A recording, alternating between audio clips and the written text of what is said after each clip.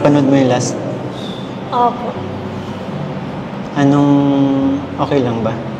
Okay naman po sa akin po. Kasi nakasuporta pa din naman po ako sa iyo po, tsaka sa inyo ni Krista po. Opo.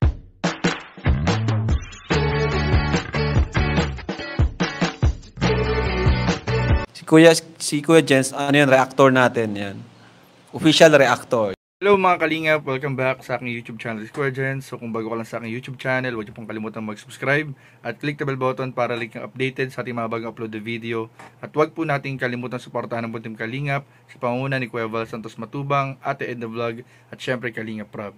At pakisuportahan din po ang aming mga kasamahan sa Buntim Kalingap. Nandiyan po ang K-Boys, Kalingap Partner, Kalingap Reactor at lahat ng charity vloggers sa buong Pilipinas sa tumutulong sa mga kabayan natin ng lahat may hirap. Suportahan po natin lahat, guys.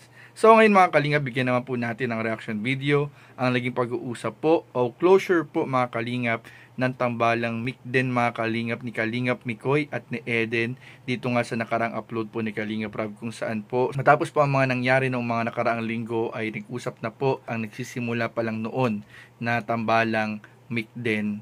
At dito nga po mga kalingap ay nagkaroon ng tila ba closure sa tambalan dahil nga po sa nangyaring pagpili din po nung nakaraan ni Kalingap Mikoy sa kanilang tambalan ni Krista o ang Mikris mga kalingap. So para maunawaan po natin ang mga naging pag-usap at ang mga nilalaman nito, tara panoorin po natin, bigyan natin ng reaction video in 5, 4, 3, 2. So, lately, kumusta ka? Kasi medyo maingay ang pangalan mo, di ba? Ngayong itong mga nakarang araw, mga nagtatalo-talo, supporters. Ano yung masasabi mo doon? Ano po? Well, na-i-stress din po kasi first time din po kasi naranasan yung mga panggulo. First time, kaya ka. Anong ginagawa mo? Ano po, di na lang po nagbabasa ng comments. Siya? Di ka nagbabasa ng comments na lang. Pero kahit po parang gusto mong sagutin, gano'n? Hindi po. Ayoko pong sagutin kasi mas lalong malala ulit. Pero okay naman yung ginagawa mo kasi tahimik ka lang. And yan, alam naman namin kung ano ka, diba? Mas okay. Saka alam namin na mabuti kang tao. Kung may nanira mo sa'yo, hindi totoo. Diba? So, ayun. Ba't ka nasaktan ka lang sa mga pambabash nila? Anong gusto mong sabihin sa kanila? Pagkakataon mo na to para magbigay din ng sa side mo sa mga bashers.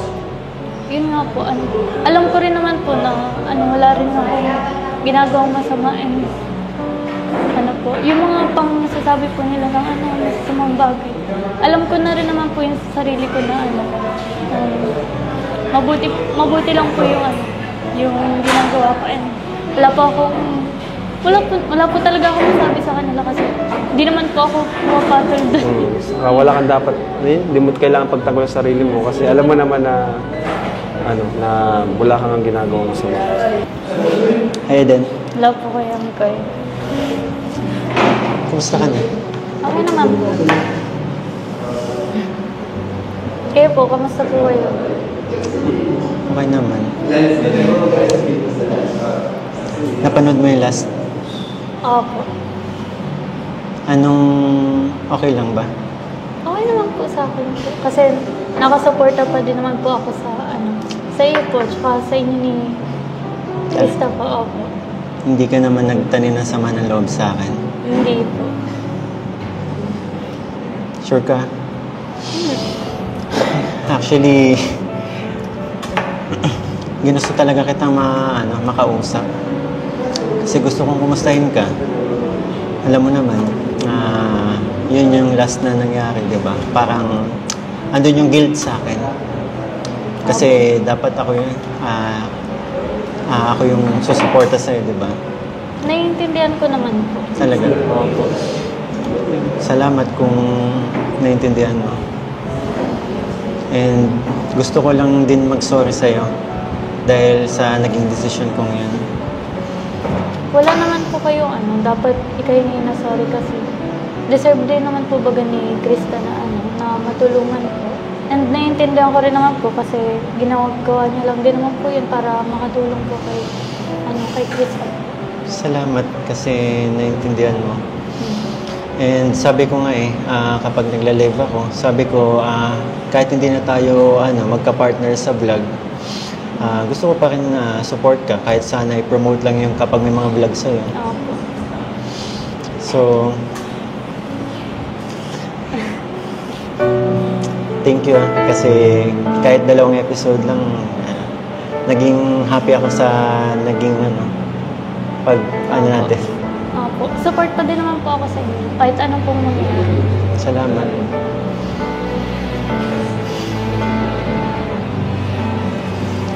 Nga pala, yun nga, gusto ko din mag-sorry sa mga supporters mo kasi dahil nga doon sa naging decision, alam ko maraming sumama yung loob and maraming nasaktan.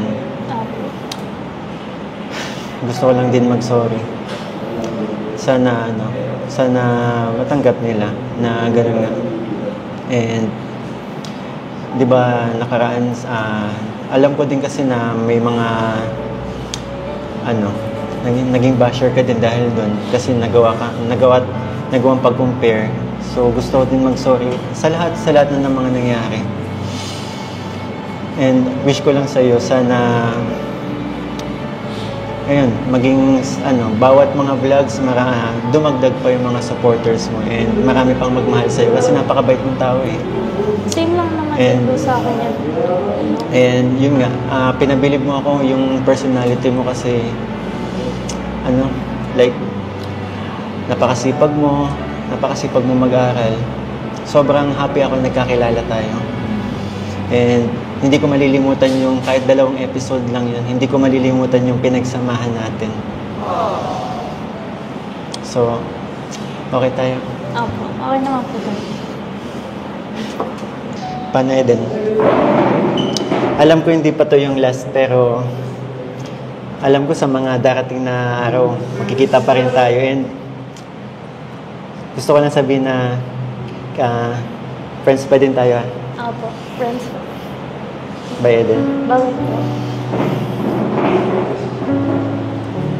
Ayun mga kalingap, sa umpisa nga po ng video ay nagkaroon pa nga po ng pagkakataon na tanongin, kumustahin po ni Kalingap Rab si Eden para malaman po natin ang mga nangyari, pinagdaanan po nitong mga nakaraang linggo. Kung saan po mga kalingap naging matunog din po ang pangalan ni Eden dahil nga po sa mga nangyari, sa mga love team at sa mga tambalan. At dito nga po nalaman po natin mga kalingap na even though na dumaan po sa sari-saring mga bagay po si Eden at yung mga tambalan po na bago ay patuloy po silang nanatiling matatag at yun nga po umiiwas po sila sa mga bashers, umiiwas magbasa ng mga negative comments na talagang mas nakakabilib at nakakahanga po sa ating mga beneficiary dahil ngayon po ay kahit papano alam na po nila kung paano i-handle yung mga ganyang klase sa social media. Pero alam naman po natin mga kalingap na kahit po alam na nila kung paano gawin yung pag-iwas po na ito sa social media ay naapektuhan pa rin po sila. Kaya patuloy po tayong nananawagan sa mga viewers, sa publiko na iwasan naman po sana natin yung pagbabash, pagko-comment ng hindi maganda sa ating mga beneficiary, lalong-lalo na sa ating mga Kalingap Angels at iba pang mga beneficiary. At ayun nga po mga Kalingap, kaugnay din po dyan ay nakita po natin, napanood po natin at narinig po natin ang naging pag-uusap po ni Kalingap Mikoy at ni Eden kung saan tila ba ito ay naging closure po sa dating umuusbong pa lang na tambalan para mas makapag-focus po si Kalingap Mikoy kay Krista o sa kanilang tambalan na may Chris. At syempre po mga Kalingap, hindi pa rin naman po tayo nawawala ng pag-asa na balang araw ay magkakaroon din po ng tamang tao na makakatambal po ni Eden kung saan po mas lalo po siyang makikilala, mas dadami din yung sumusuporta at makakatulong po sa kanyang pang-araw-araw o sa pagtulong na ginagawa ng Team Kalingap sa kanya. So patuloy na po rin suportahan ang lahat ng Kalingap Angels, beneficiaries, love team at sa lahat na po mga Kalingap na mga kasama po natin sa Team Kalingap, patuloy po nating suportahan lahat. So yun lamang po at maraming po salamat sa panonood. Please don't forget to like, comment, share, and subscribe sa ating mga video. Maraming po salamat. God bless. Bye-bye.